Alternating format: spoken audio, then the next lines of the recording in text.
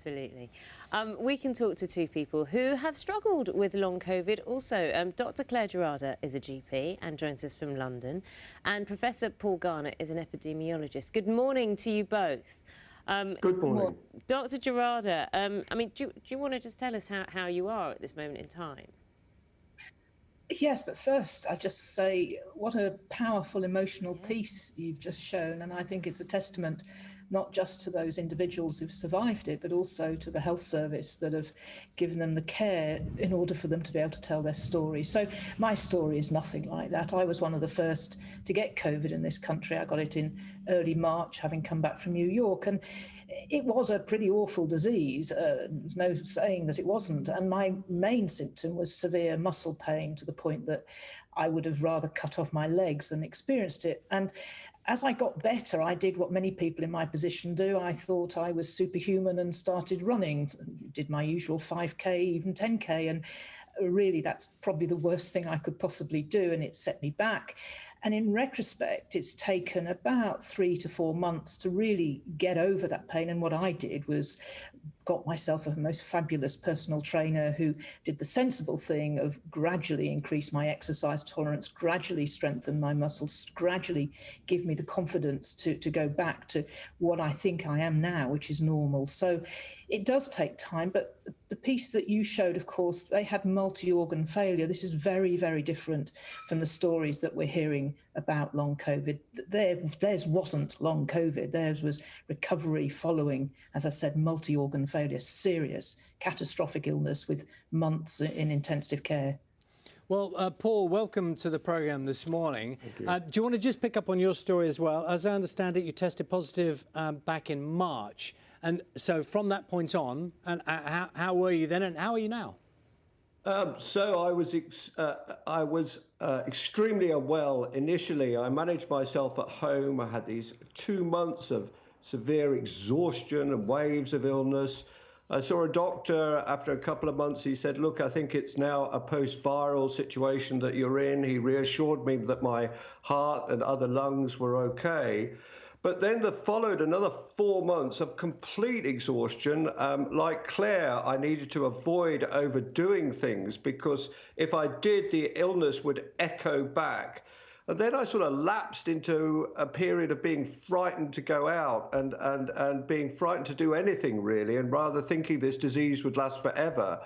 And luckily, I met someone who had recovered from ME/CFS, and they helped me think positively about things, and gradually I've been recovering, pushing thoughts aside, and are now back to what I was before after 9 months. Well, I'm pleased to hear that, Paul. I mean, the other thing, of course, you both have in common is that you're in a way experts. I mean, one a GP, one an epidemiologist. I just wonder, Paul, what, you know, you presumably knew a lot about COVID. You're an expert in this field, and then it happens to you. Yes, you think you're an expert, but when it actually happens to you, you're an ordinary patient, just like everybody else, and you have to sit and reflect on what's happening to you. And it was an extremely frightening illness, but I've learned a lot about my own body and about how to recover, and like Claire, about the importance of gentle exercise and positive thinking to take you forward out of this. Late in the illness, I was obsessing about my symptoms the whole time, and the Facebook groups sometimes don't help very much because you just keep going back to how ill you are, and you need to try and use the symptoms are real, but you need to use techniques to move you forward positively into the new year. Do you know what's interesting, Claire, listening to you and Paul, is that you're both very fit. You enjoy exercise, and it is a real, psychologically, it's a real shock being told as someone, you know, who exercises regularly, don't do it because you're going to damage yourself. And then there's that fear, Paul touched upon this, that fear of getting back out there in case you get worse. What would you say, Claire? You know, there will be people, hundreds, thousands of people, you know, who are in this position and who are scared now.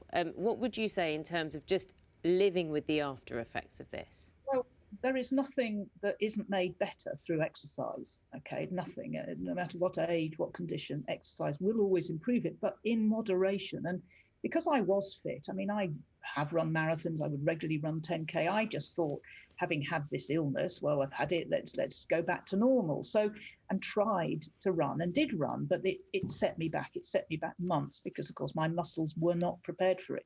I don't know what the pathophysiology is, but I certainly had problems with my muscles. So what you have to do, for those listening to it, it's in moderation. It's gradual recovery, as Paul said. It's gradually, one step at a time, to use the cliche. It isn't going from nothing to how you were before, but just gradually increasing it. As I said, I've bought myself a personal trainer. He's absolutely lovely. He inspires me.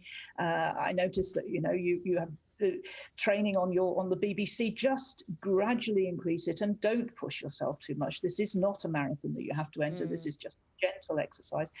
And yes, Paul's inspiring. Just get those thoughts, try and change those thoughts around into what you can do rather than what you can't do. It's good advice. It's good advice. Dr. Clare Gerada, thank you. And Professor Paul Garner, thank you both. And do take care. Thank you very much. Interesting, isn't it, how you have two experts, medical, scientific, and both of them saying the approach mentally is so important as well. Yeah, taking that positive thought process ahead. Give yourself time to recover. It's 9:15, and one way